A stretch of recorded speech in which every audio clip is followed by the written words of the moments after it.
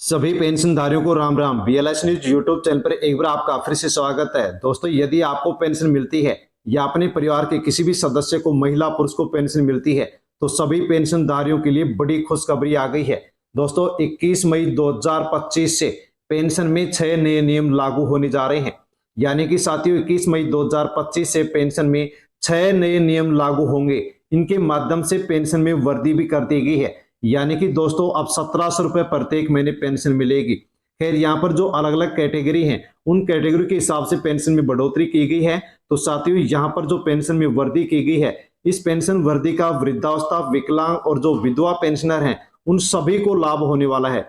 साथियों, आपको वृद्धावस्था, विकलांग और विधवा, इनमें से कौन सी कैटेगरी की पेंशन मिलती है? दोस्तों, आप भी अवश्य ही अपनी कैटेगरी का नाम लेकर के कमेंट अवश्य करें। साथियों, इन सभी पेंशनरों के लिए यहाँ पर 6 नए नियम लागू किए गए हैं और इन नए नियमों का पालन करने वाले जो भी पेंशनधारी हैं, उनको पेंशन मिलेगी, और जो नियमों का पालन नहीं करेगा, उनकी पेंशन है जो कि बंद हो जाएगी। अस्थायी रूप से पेंशन को बंद कर दिया जाएगा। इसलिए दोस्तों, आपको इन नए नियमों का पालन आवश्यक रूप से कर लेना चाहिए। यदि आप इनका पालन नहीं करेंगे तो आपकी पेंशन बंद हो सकती है। अस्थायी रूप से पेंशन को बंद कर दिया जाएगा। इसलिए साथियों, इन सभी नियमों का पालन करें। लेकिन पालन करने से पहले दोस्तों, आपको इन नए नियमों की जानकारी आवश्यक रूप से लेनी चाहिए। यदि आप नए नियमों की जानकारी लेते हैं तो आप इन नए नियमों का पालन करेंगे और आपकी पेंशन आपको मिलती रहेगी।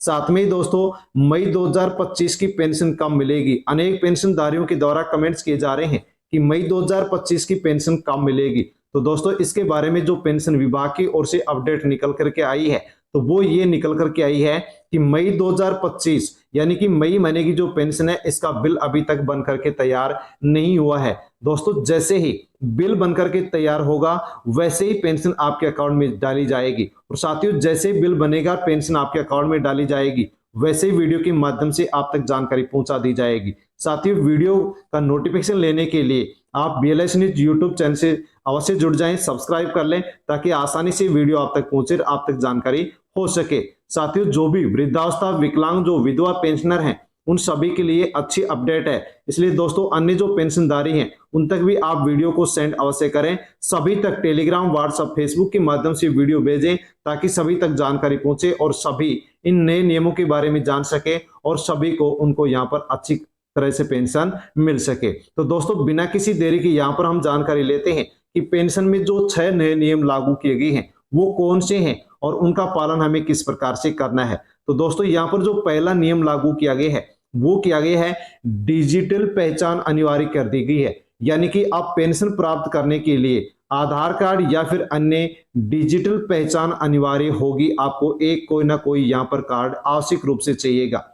पेंशन धारकों को हर महीने ई-केवाईसी अपडेट करना होगा। ये कदम फर्जी लाभार्थियों को हटाने और पात्र व्यक्तियों के लाभ को सुनिश्चित करने के लिए सरकार की ओर से उठाया गया है।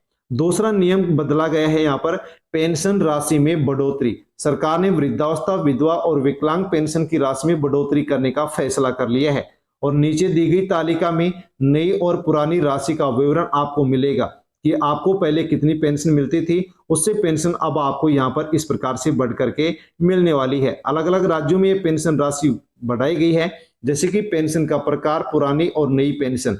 वृद्धावस्था पेंशन जिनको पहले 1000 रुपए मिलते थे, उनको अब 1200 रुपए मिलेंगे। विधवा पेंशन जिनको पहले 800 रुपए मिलते थे, उनको अब 1100 मिलेंगे। और विकलांग पेंशन जिनको पहले 1500 रुपए मिलते थे, उनको अब 1700 रुपए पेंशन यहाँ पर मिलेगी। साथियों, यहाँ पर पेंशन राशि में बढ़ोतरी कर दी गई है। तीसरा नियम है, पेंशन वितरण की प्रक्रिया में बदलाव कर दिया गया है। अब पेंशन राशि सीधे लाभार्थी के बैंक खाते में ट्रांसफर की जाएगी। यानी कि दोस्तों, जो नगद वितरण की प्रक्रिया थी, वो पूरी तरह से बंद कर दी गई है, ताकि धोखाधड़ी ना हो और पेंशन राशि में पारदर्शिता लाई जा सके। इसलिए यहाँ पर अब बैंक के माध्यम से आपको पेंशन मिलेगी, नगद पेंशन नहीं मिलेगी।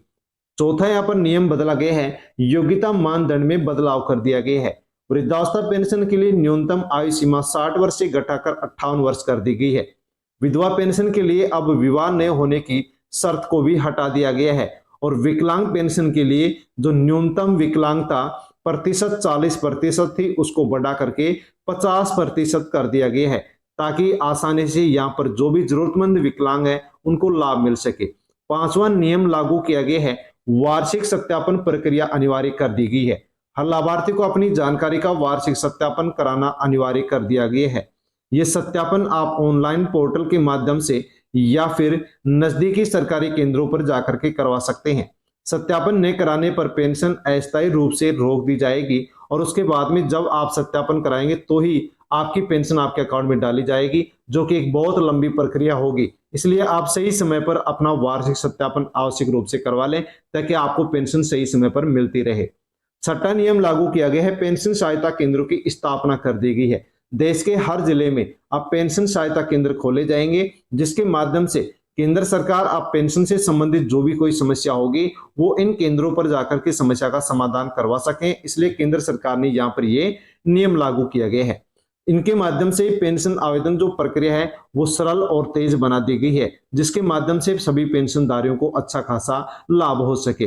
दोस्तों, ये जो नए नियम लागू किए गए हैं, इन नए नियमों के माध्यम से अब वृद्धावस्था, विधवा और विकलांग पेंशनर के ऊपर क्या कुछ प्रभाव पड़ने वाला है वो भी साथियों आप आवश्यक रूप से यहाँ पर जान लीजिए, ताकि आपको मालूम हो सके कि आपको इन नए नियमों के माध्यम से क्या आपको लाभ होने वाला है।